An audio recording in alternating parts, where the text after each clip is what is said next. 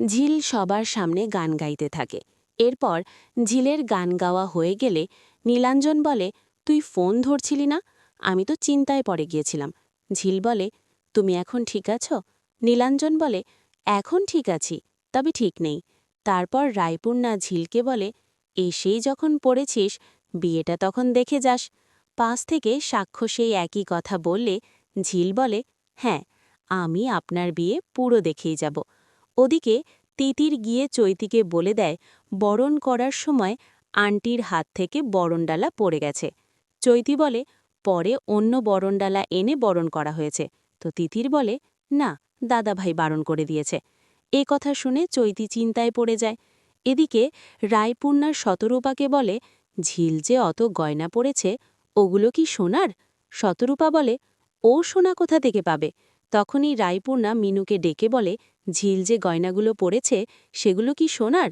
এদিকে তিতির চৈতিকে বলে, তুমি তোমার ভালোবাসাকে একটু সামলে রেখো, না হলে কিন্তু পুরো আমার মতন অবস্থা হবে। এই নিয়ে তারা কথা বলতে থাকে। এদিকে মিনু বলে, ও গয়না কোথা থেকে পাবে? পার্লারে হয়তো সেজেছে, সেখান থেকেই হয়তো গয়নাগুলো পড়েছে। কথায় কথায় মিলি তাদের সবার সামনে বলে, ঝিলকে পুরো বউ বউ লাগছে। পাশ থেকে শতরূপা বলে, কথাবার্তা একটু ঠিকঠাকভাবে বলিস। মিলি বলে, আমি ভুল কি বলেছি? এই বলে তাদেরকে কথা শুনিয়ে সেখান থেকে চলে যায়। আর মিনু বলে, ওরা তো আজকালকার মেয়ে, ওরা যেটা বলতে পারে আমরা সেটা বলতে পারি না, ভয় হয়। তবে মিলি তো যে কথাটা বলল সেটা আমারও মনের কথা। ওদিকে চৈতি তিতিরকে বলে, ঝিলকে তাড়াতাড়ি খাইয়ে দাইয়ে বাড়িতে পাঠিয়ে দেবে। তিতির বলে, সেই দায়িত্ব আমার উপর আছে নাকি? দাদা ভাই তো দেখবে। চৈতি বলে, ও কি বিয়ে করতে বসে ওর ওপর নজর রাখবে নাকি?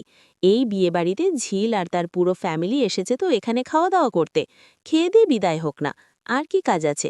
এদিকে ঠাকুরমশাই চৈতিকে মণ্ডপে আনার কথা বললে কুশ বলে, আরে তোরা কেউ বউকে নিয়ে আয়। তখনই সুদর্শনার সাথে কুশের দেখা হয়। তো বন্ধুরা, ভিডিওটা ভালো লাগলে লাইক করে দিও, আর চ্যানেলে নতুন হলে সাবস্ক্রাইব করে দিও। সাবস্ক্রাইব করে পাশে থাকা বেল আইকনটি ক্লিক করে রাখো। আমি যখনই ভিডিও আপলোড করব সাথে সাথে আপনার কাছে নোটিফিকেশন চলে যাবে, তাই আপনি সবার আগেই ভিডিওটা দেখতে পাবেন।